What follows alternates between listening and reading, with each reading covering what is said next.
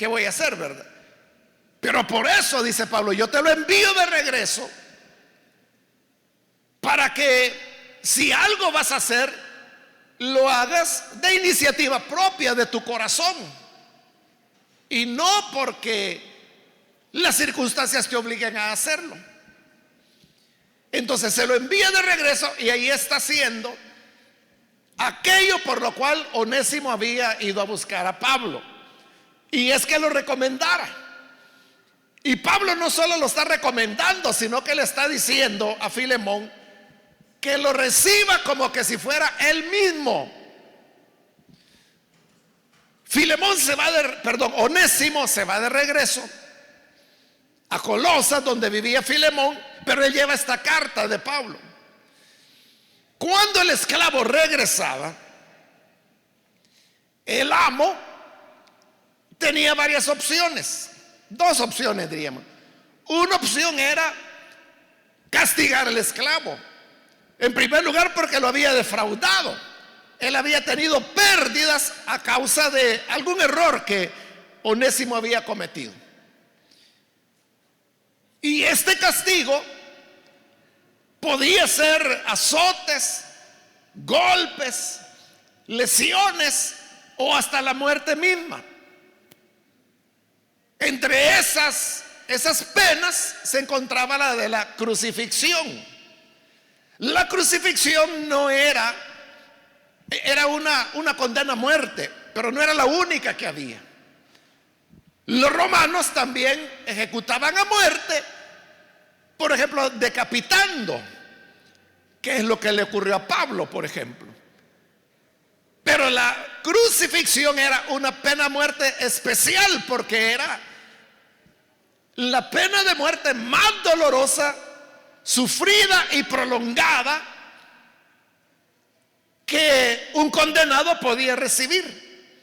Por eso era que la pena de crucifixión solo se aplicaba en muy pocos casos.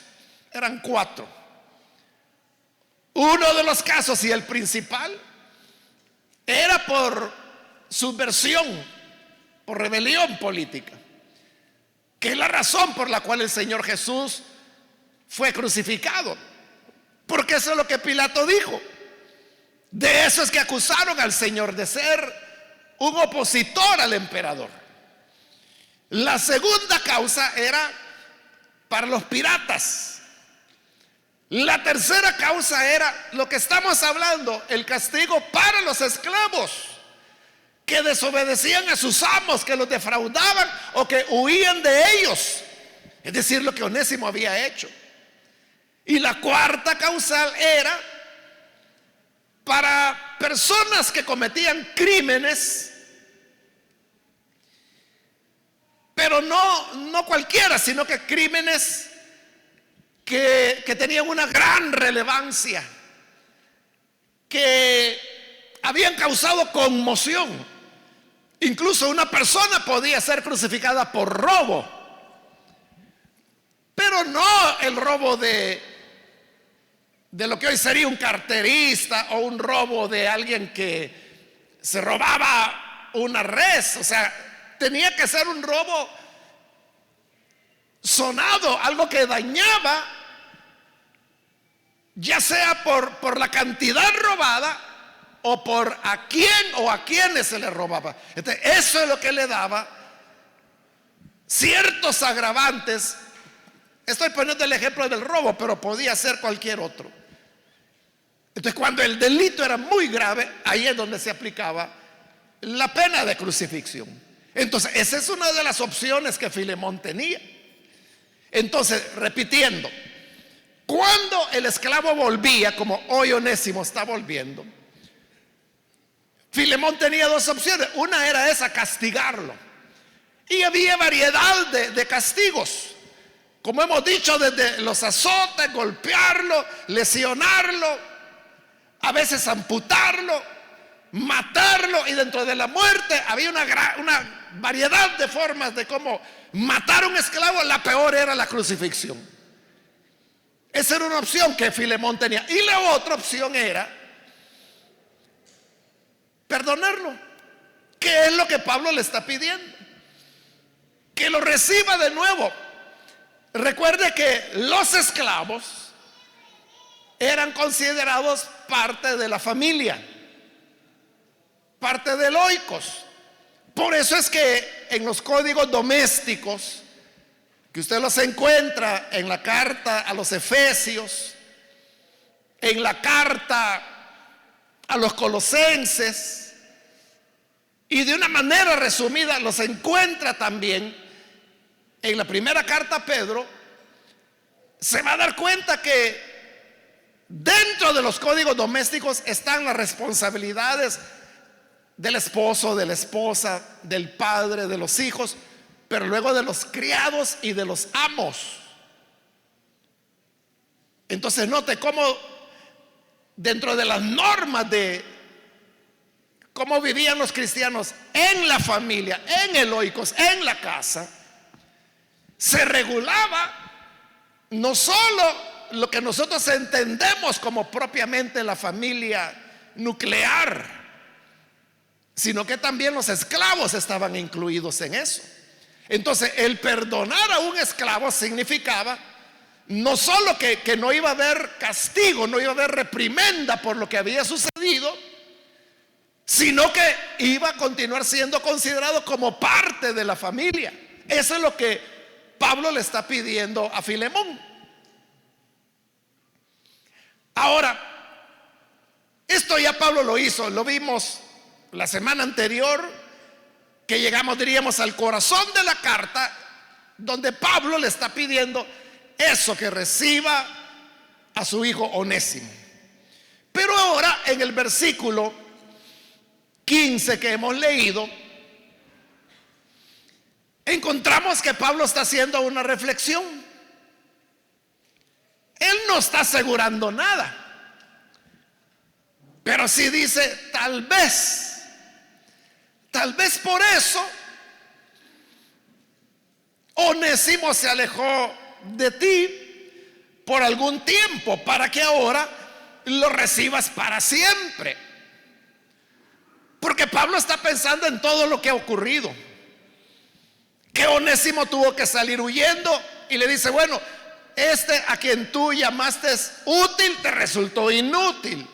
Salió huyendo, llegó acá, pero al llegar acá nació de nuevo, conoció a Jesús, ahora es un hermano en la fe. Y siendo creyente, ahora él es útil. Y estoy seguro que será útil para ti como es útil para mí. Y te lo envío de regreso, porque como ahora es útil, podrá servirte para siempre. Entonces, ¿qué es lo que está haciendo Pablo? Él está reflexionando en todo lo que ha pasado. Es decir, esto que le acabo de resumir, Pablo está pensando en esto, y al pensar en ello, Pablo, como le digo, no es que lo asegure, porque no lo está asegurando, porque él dice tal vez haya una razón, tal vez haya algo que está ocurriendo con esto. ¿Qué es lo que Pablo está tratando de hacer? Él está tratando de leer, de entender si hay algo que deban aprender con lo que ha ocurrido. Entonces note, lo que está enseñando ahí este versículo es que hay ciertas situaciones en la vida, no todas, pero ciertas situaciones en la vida, donde uno podría decir, qué cosa, ¿verdad? Mire lo que ocurre. Qué cosas las que ocurren en la vida. Cuando uno siente que hay así como ciertas coincidencias, o se ha producido algo curioso que lo lleva a uno a decir, qué cosa. Pero cuando suceden esas cosas, lo que Pablo está sugiriendo en este versículo es de que algo está ocurriendo ahí. ¿Y por qué Pablo cree eso? Bueno, en primer lugar, porque Pablo cree que todo cuanto acontece está regido por la mano de Dios.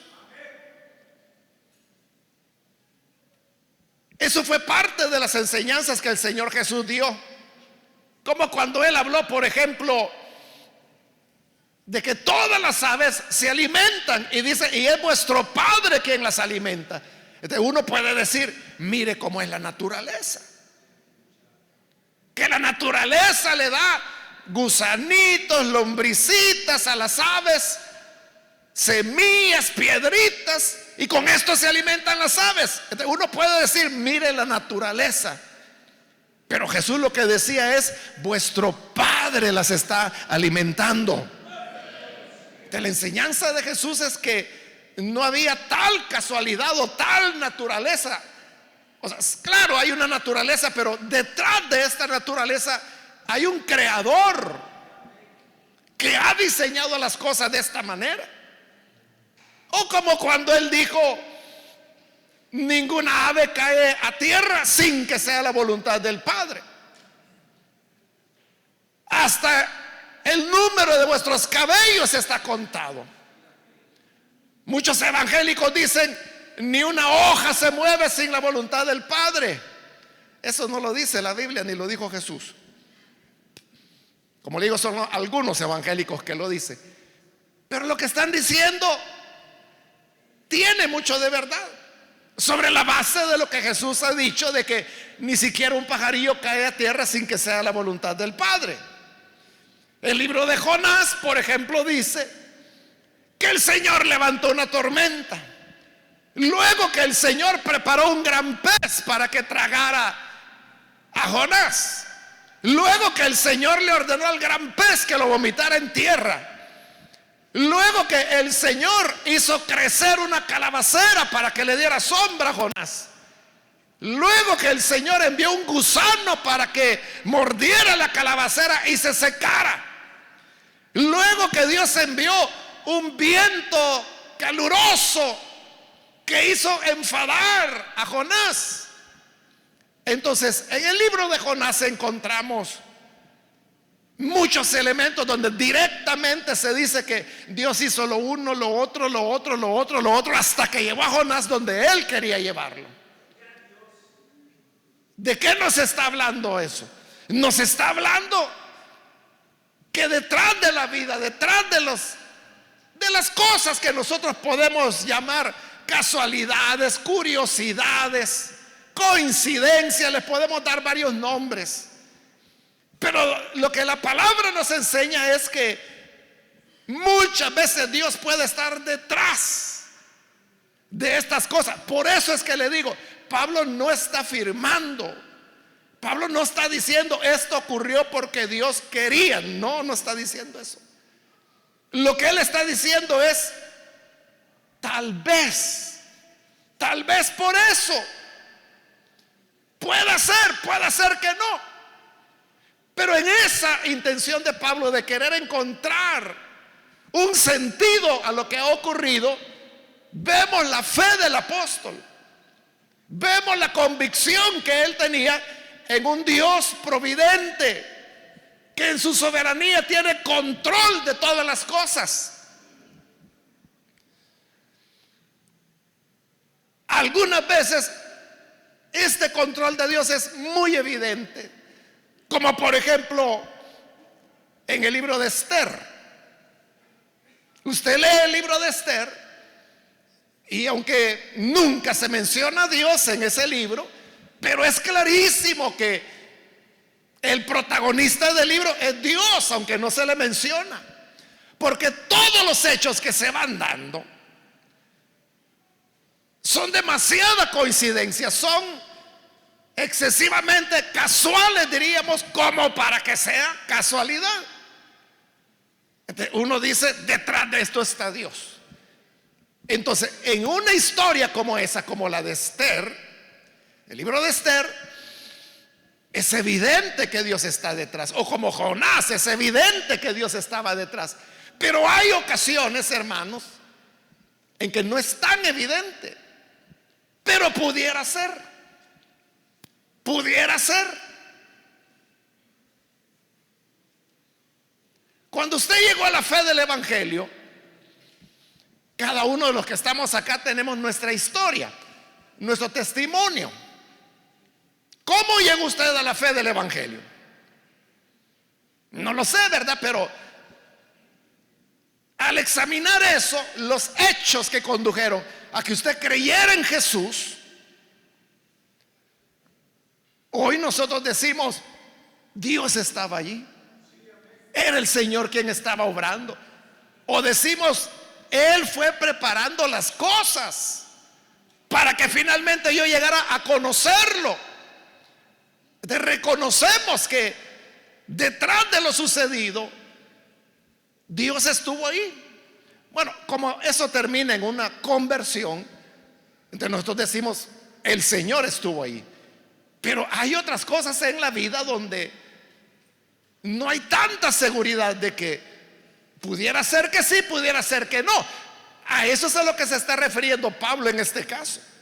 Le está diciendo, mira, Filemón, he estado pensando en esto, de cómo Onésimo te falla, viene para acá y mira que me encuentra. Él viene sobre la base de una búsqueda de un recurso legal, y con lo que se encuentra es con la conversión a Cristo. Y al convertirse a Cristo me doy cuenta que Él es muy útil para mí, y si es útil para mí, sin duda lo será para ti. Así que te lo envío, recíbelo como a mí mismo. Pero pensando en esto de que salió huyendo por inútil y regresa por útil, ¿no será, dice Pablo, que detrás de esto hay algo que tal vez por eso hoy vuelve a ti? Y cuando él dice tal vez por eso, él está tratando de encontrar una razón a las cosas que están sucediendo. Y claro, aunque él no lo menciona, esa razón es la obra de Dios, que Dios está detrás de estas situaciones. Pero no solamente está ese elemento de que tal vez haya algo allí, sino que, segundo elemento, Pablo está tratando de descubrir si acaso hay algo. ¿Qué es ese algo que Dios quiere mostrar para obedecerlo? Porque ese es el punto, que uno puede decir, es que Dios está haciendo algo, Dios se está moviendo. Uno puede decir eso y quedarse afuera. Uno puede decir, es que yo oigo que Dios está haciendo maravillas, pero solo lo oyes, pero tú no participas de eso. Uno puede tener un reconocimiento que detrás de ciertas cosas que se dan en la vida, que pueden ser de cualquier tipo, hermanos, con la familia, laborales, con los vecinos, puede ser con la ciencia, puede ser, hermanos, con enfermedades, cosas buenas, cosas malas.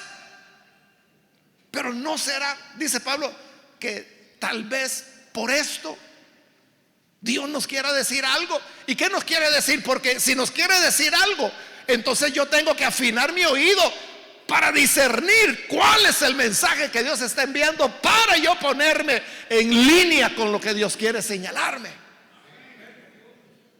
Entonces, si todo esto, Filemón, ocurrió tal vez por eso, para que regrese a ti, entonces obedezcamos. Yo te lo envío, ahora recíbelo tú. Tal vez para eso es que ocurrió esto, para que tú y yo aprendamos cosas que Dios quiere enseñarnos. Entonces, hermanos, la fe nos lleva a ver en las situaciones de la vida que, como le digo, uno las puede llamar casualidad o coincidencia. Mire qué cosa, ¿verdad? Pero ¿no será que detrás Dios se está moviendo? Dios está tratando de decir algo. Es que lo peor que pudiera ocurrir es que Dios nos quiere decir algo y nosotros no lo entendemos. Entonces no lo entendemos porque no lo vemos o no lo reflexionamos o porque no queremos obedecer.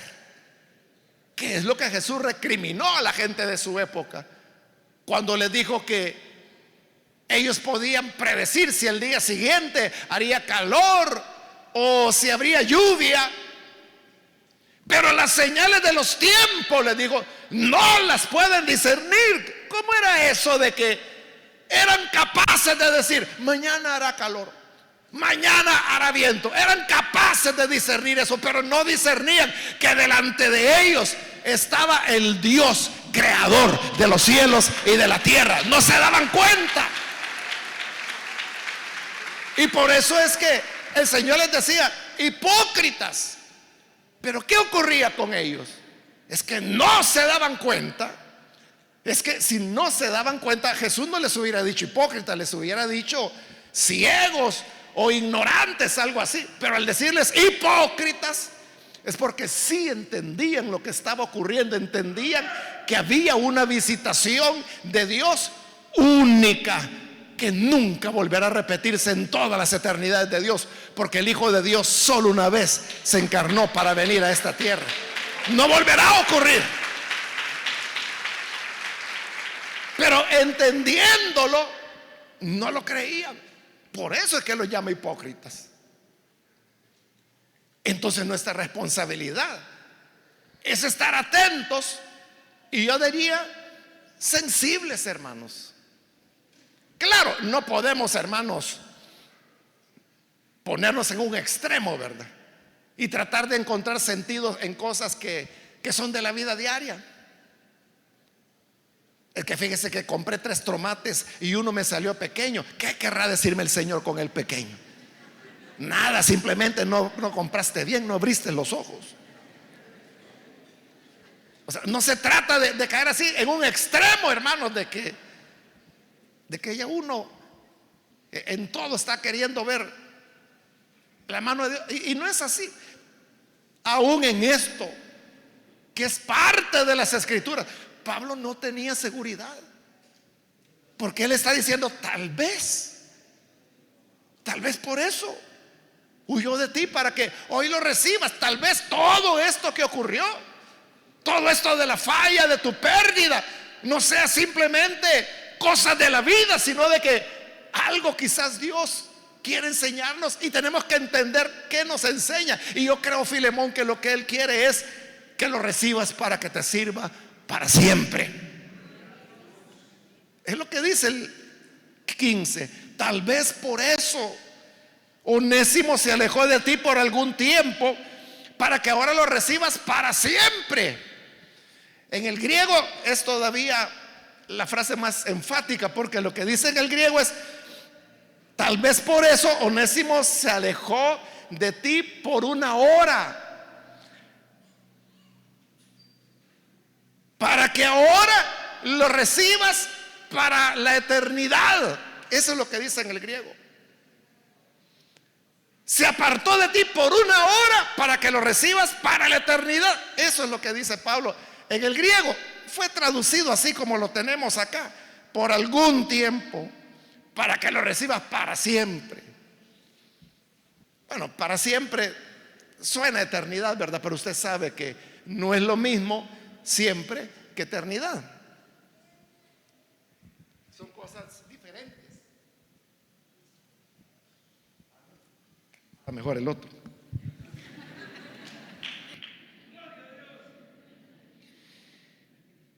Y luego continúa en el 16. Como está hablando de recibirlo, y le dice, no ya como esclavo, sino como más que esclavo, como hermano amado. Recíbelo ya no como esclavo, sino que ahora como hermano amado. ¿Por qué? Porque hoy Onésimo había creído el evangelio. Ya era un creyente, ya era un hermano en Cristo. Aquí Pablo está dando una enseñanza tremenda, hermanos. Porque a una condición social o legal, diríamos, como era el tema de la esclavitud, él está anteponiendo una vivencia espiritual, que es la fraternidad cristiana. Entonces le está diciendo: mira, ya no lo recibas como esclavo, pero legalmente era su esclavo, socialmente era su esclavo, pero le está diciendo: ya no lo recibas así, hoy recíbelo como hermano amado, como un hermano en Cristo.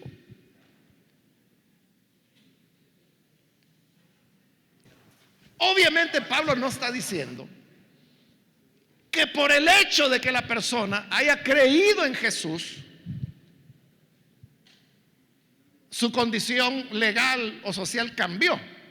No, él seguía siendo un esclavo. Pero de lo que Pablo está hablando es que el trato hacia él debía ser como hermano.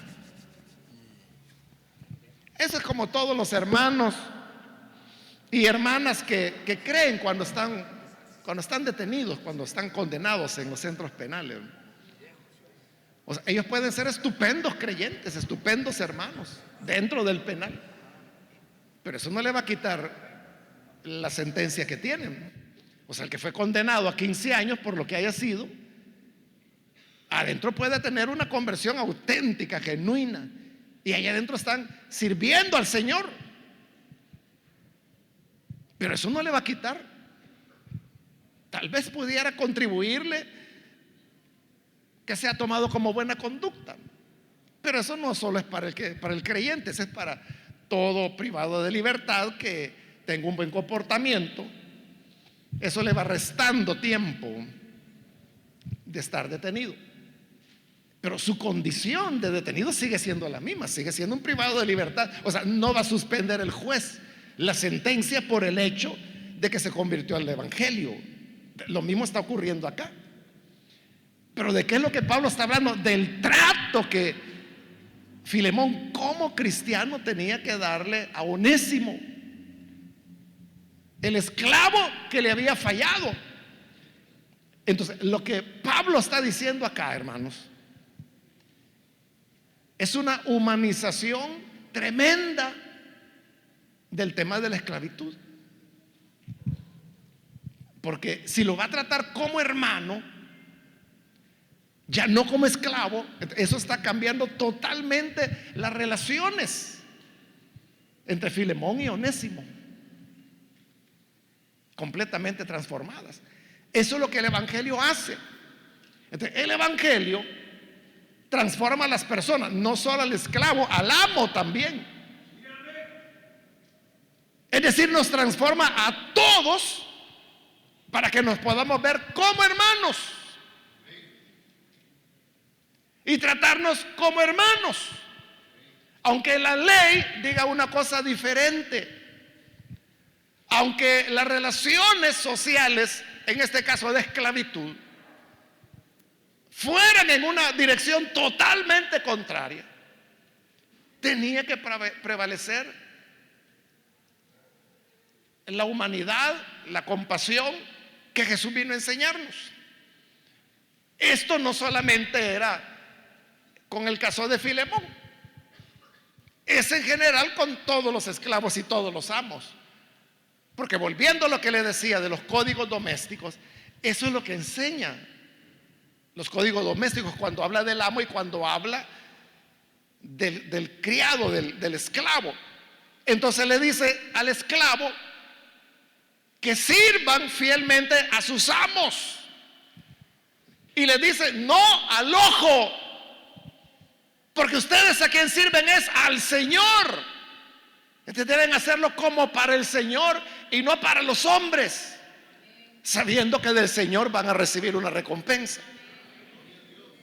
Entonces les está diciendo a los criados o esclavos que cuando los que se benefician de su servicio eran hermanos, debían ser excelentes en ese servicio.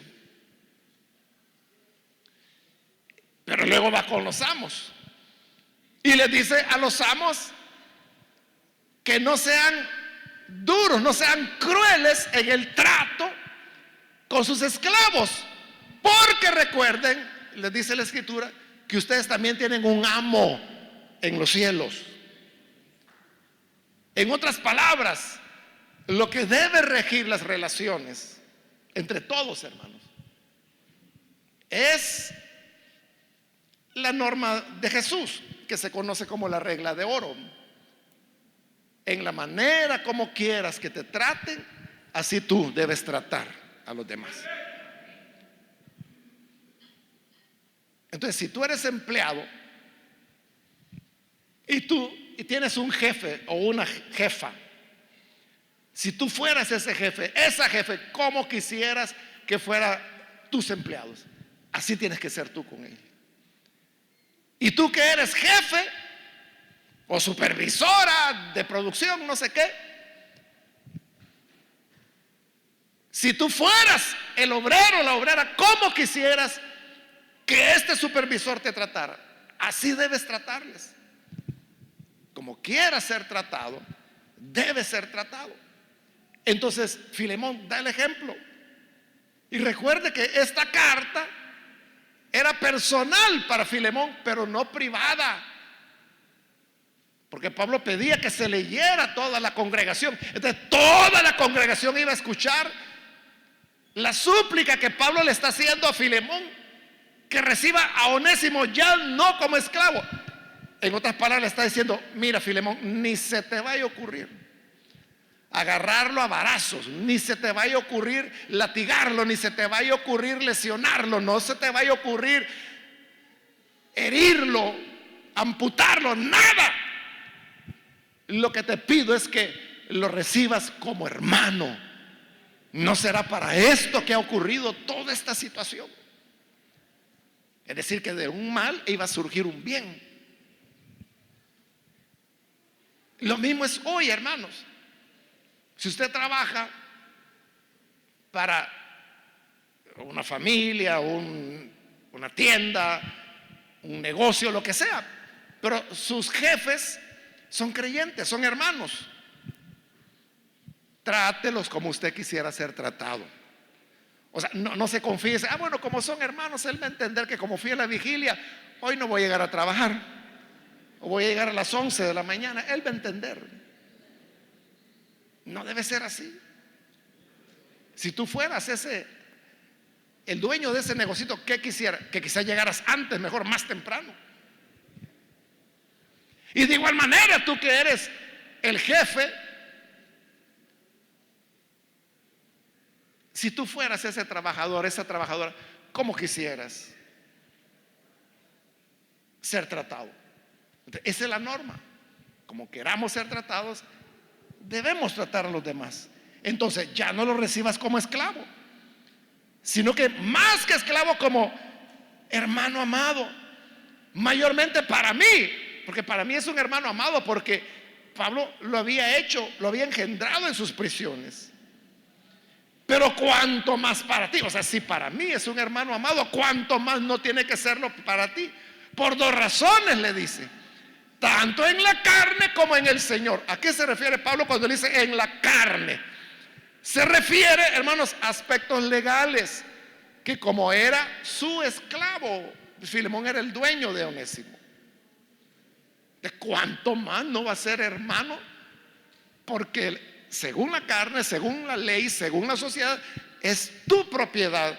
Y en el Señor, porque estando en el Señor, tú entiendes qué es esto de que cuando alguien se convierte en nuestro hermano, en nuestra hermana en Cristo. Entonces, con mucha razón lo entenderás. Y terminamos, hermanos, con el versículo 17, que realmente es una reiteración que Pablo hace cuando le dice: así que si me tienes por compañero, Filemón, si de verdad me amas, si de verdad crees que somos compañeros de milicia, recíbelo como a mí mismo. Pero ese recíbelo como a mí mismo, ya Pablo ya lo había dicho en el versículo 12. Ahí en el 12 dice: te lo envío de nuevo, tú pues recíbelo como a mí mismo. Por eso le digo, es una reiteración.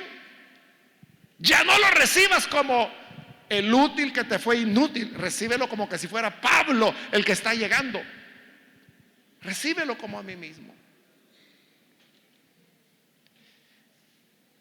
Que el Señor nos ayude, hermanos, para atesorar en nuestro corazón estas enseñanzas que nos da la palabra y que la pongamos en práctica. Recuerde, en las cosas de la vida que parecen casuales, muchas veces puede ser que Dios está detrás de eso y hay algo, hay un propósito que Dios está persiguiendo. Uno tiene que descubrir ese propósito para actuar en base a él. En segundo lugar, hemos dicho que la compasión y el amor cristiano está por arriba de las leyes, por arriba de la organización que una sociedad pueda tener. Y que cada hermano en Cristo es como que si fuera Pablo mismo, como que si fuera el Señor mismo. Jesús dijo: por cuanto lo hicieron a uno de estos pequeños, a mí me lo hicieron. Y por el contrario dijo: por cuanto no lo hicieron a uno de mis pequeños, a mí no me lo hicieron. Que Dios nos ayude para que no vayamos a salir desaprobados. Vamos a orar, vamos a cerrar nuestros ojos. Y antes de hacer la oración, yo quiero invitar, si hay con nosotros algún amigo o amiga que todavía no ha recibido al Señor Jesús, pero usted ha escuchado hoy la palabra de Dios y habiéndola escuchado, usted se da cuenta de cómo el Evangelio vino para cambiar todo. El Evangelio no vino solo para hacernos gente de iglesia o hacernos religiosos. El Evangelio vino para transformar nuestras relaciones laborales, sociales, a transformar la manera como vemos la vida, cómo la interpretamos. De ahí que es tan importante poder tener a Jesús, pues creyendo en Él es como nuestra vida será transformada. Quiero invitar entonces, si hay alguna persona que por primera vez necesita recibir a Jesús como su Salvador, por favor, ahí en el lugar donde se encuentra, si usted desea entregarse al Hijo de Dios, por favor levante su mano en el lugar donde está. Queremos orar por usted. Queremos orar por las personas que hoy necesitan recibir al Hijo de Dios. ¿Hay alguien que necesita esta oración? Levante su mano. Eso es lo que queremos hacer, orar. Y por eso le pido levantar su mano, porque queremos saber quiénes son las personas por las cuales vamos a orar. ¿Quiere venir a Jesús? Levante su mano. Reciba a Jesús como Salvador. Él le cambiará, le transformará, hará de usted una persona nueva. ¿Hay alguien que necesita al Salvador? Levante su mano. Venga. Es su oportunidad, su momento para venir. También quiero invitar, si hay alguna persona, algún hermano que se alejó del Señor, mas hoy necesita reconciliarse, de igual manera puede levantar su mano en este momento. Las personas que se van a reconciliar con el Señor, levante su mano y vamos a orar por usted. ¿Hay alguna persona, algún hermano, hermana? Venga, venga, vamos a orar para que la gracia del Señor le acoja. Tal vez por eso es que está aquí. Tal vez por eso es que ya no le salió lo que había planeado, pero está aquí. ¿No será que hay un propósito?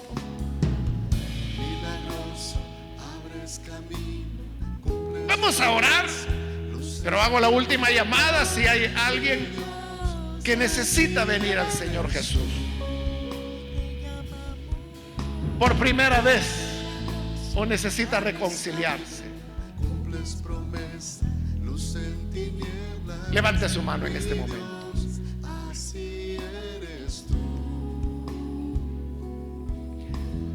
Señor Jesús, gracias te damos por tu palabra. Gracias porque a través de ella tú, Señor, nos iluminas, nos guías, nos orientas, Señor, para conocer y saber discernir tus planes, tu providencia. Ayúdanos para comprender el propósito, la razón detrás de la cual, Señor, tú te encuentras y te mueves. Ayúdanos para que siempre permanezcamos amándote, sirviéndote,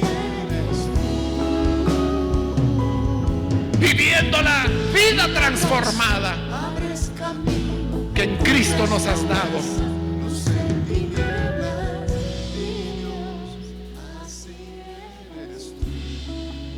Amén. ¿Cuántos dan un fuerte gloria a Dios, hermanos? Amén, déselo fuerte si es para Él. Gloria al Señor. Vamos a orar, hermanos, en esta ocasión, pero lo vamos a hacer para